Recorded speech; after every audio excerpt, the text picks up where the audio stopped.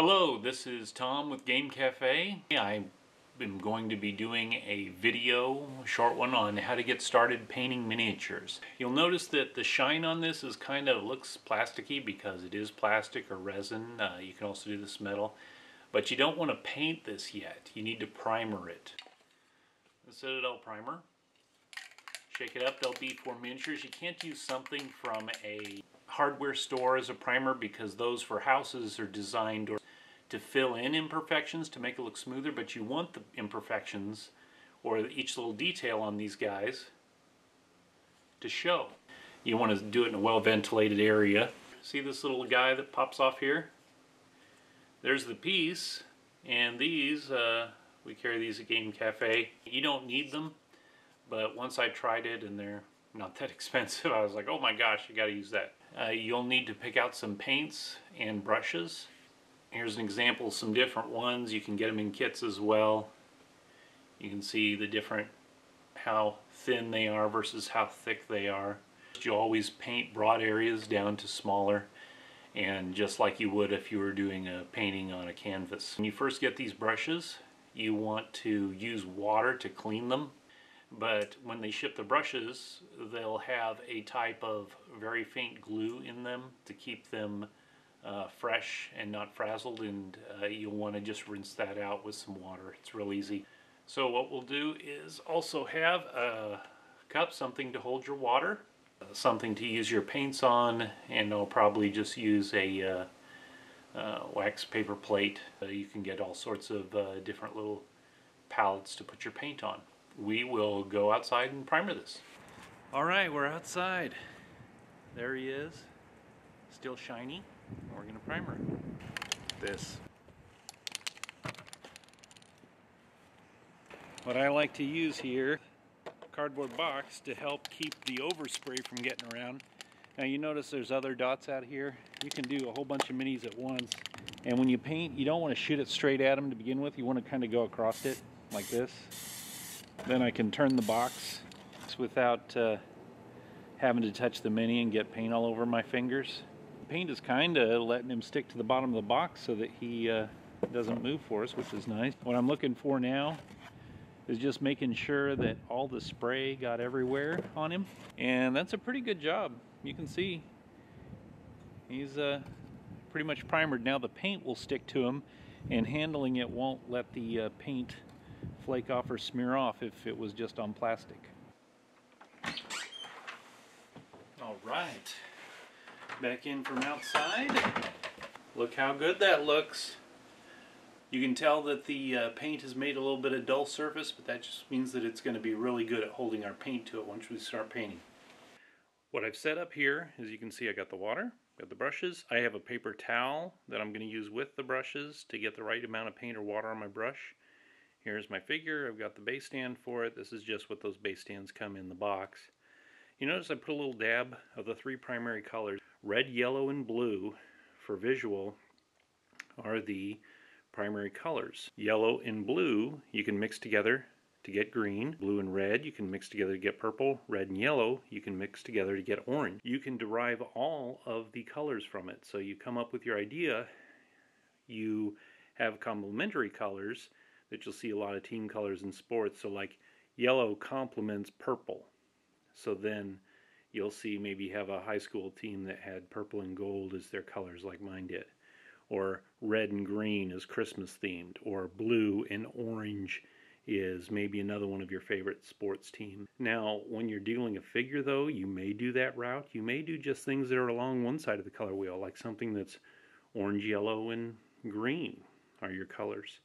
But you should know that when you blend those complements across from each other, you'll get a brown, different shades of brown. So unless you're trying to make brown on your figure, or you have a particular paint, remember that any overlapping or mixing you're going to do can affect that. I'm going to use one of these thicker brushes to start with. And remember I talked about rinsing or getting them clean. That's too much. You can actually paint the bristles to make them smooth before you pick up paint and put it on your brush. We'll give this guy's cape a bit of a red look to it, just so you can see. So when you dabble paint, I like to put the paintbrush into it and peel away a little bit to evenly load the brush, and you can see me rotating it in my fingers. And I've got the paint so it's only about halfway up on the brush. There's no need to ever get it up there into the haft or the point where the brush bristles get together. And then when you paint, you're going to put it at the point you want to do and kind of drag it down like that along the contour. And since I loaded it up on the other side, I'll turn the brush over to the other side.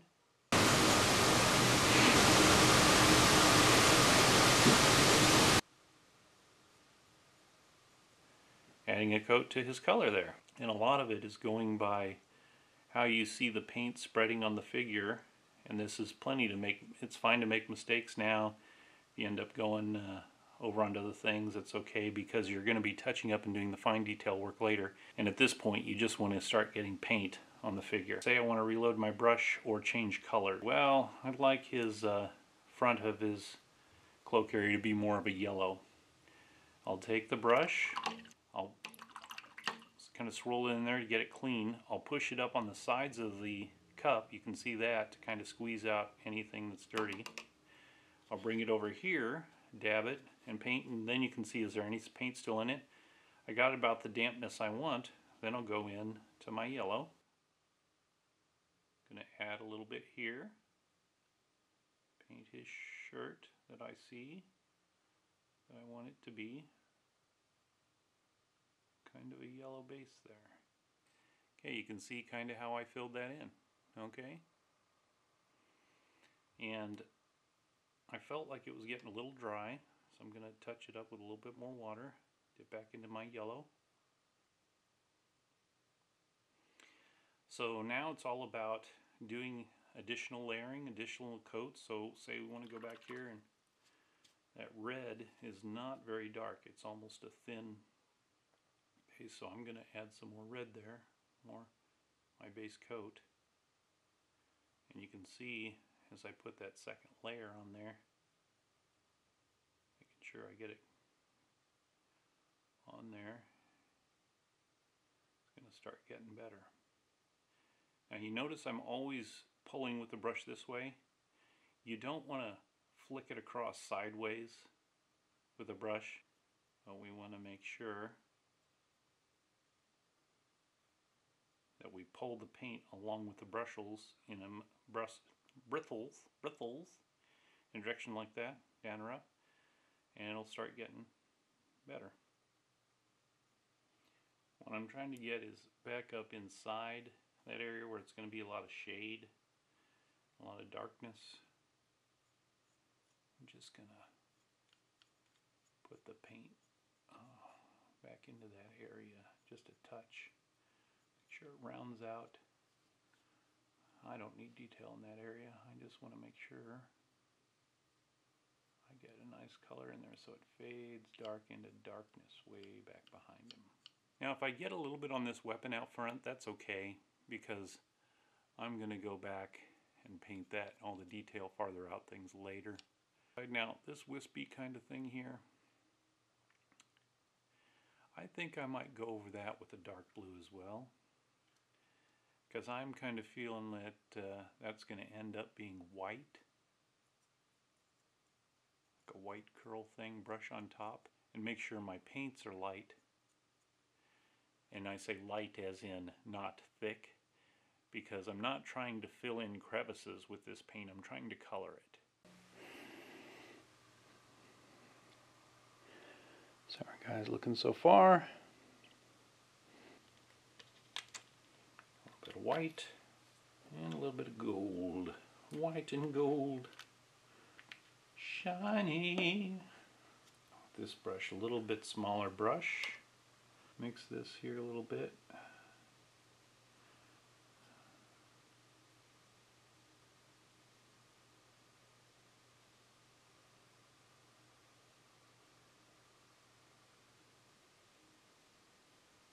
Let's see what kind of color we get on this axe here.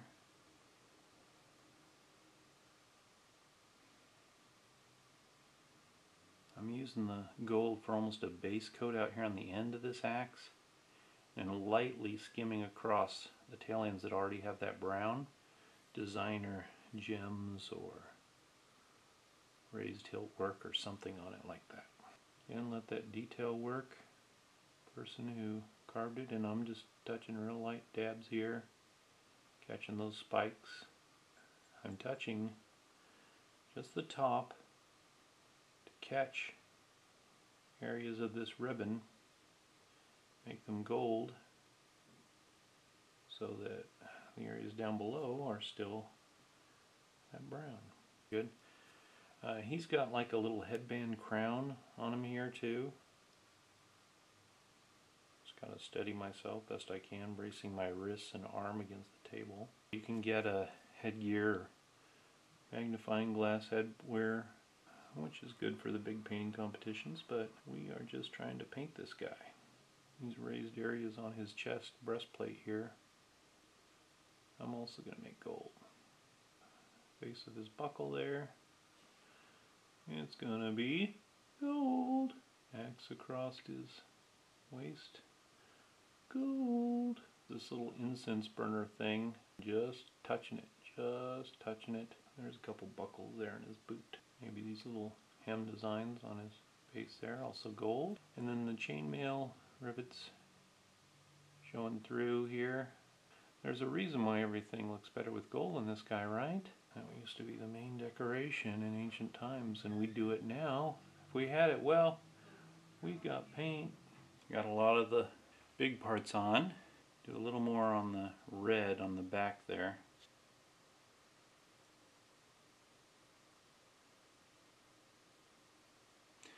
Now,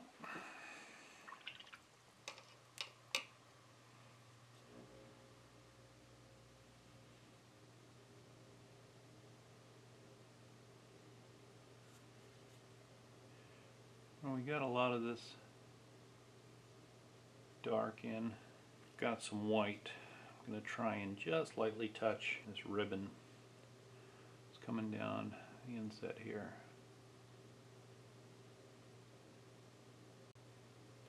This ribbon.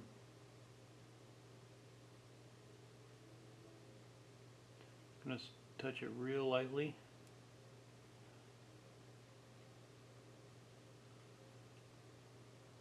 So then it stands out on him. I'm going to get this real watery. I'm going to make this white watery. Put that on there. Make the white on his. Got some little lightning bolts on the front here. I'm going to go back in here with gold again to help blend that in.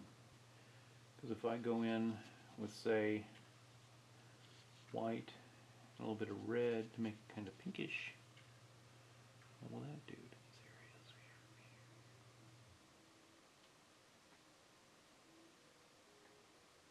So it isn't just a flat brown.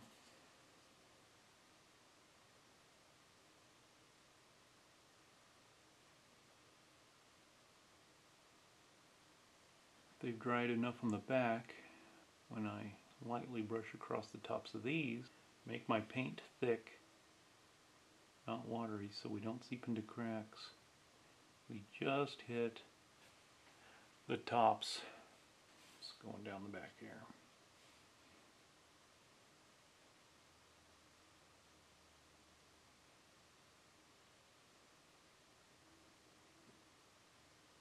This front area, I don't like how white it got around those grooves. I'm going to go in there with my yellow again. Let that dry. And while it's drying, I'm going to go in with the gold on this ribbon back here again. Too wet, too wet.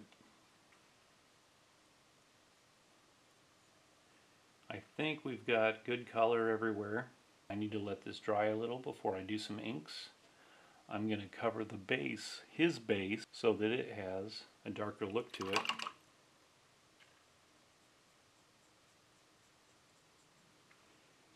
Okay. I'm going to put some ground cover on his base when he's done. So right now, I am just painting in a dark base. Below the grass is just dark. Nothing complicated.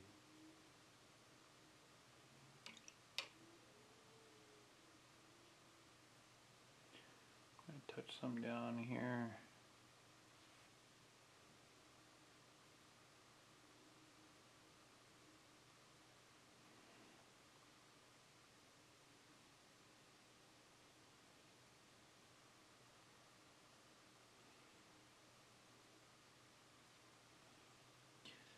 This ink is going to make some of his stuff stand out there and seep into the crevices.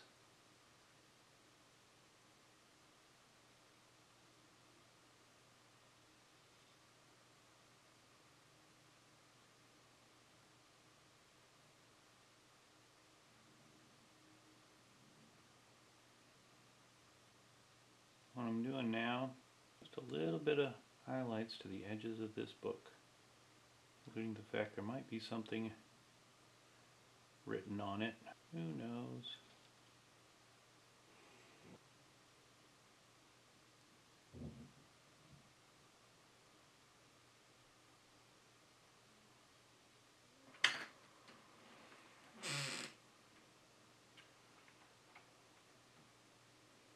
I think that's good. Here he is at the end.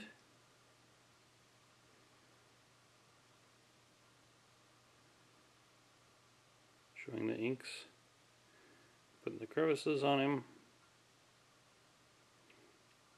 Everything painted up. Conceal it with a clear matte or gloss sealer. And then we'll do flock along the base, and that's another video.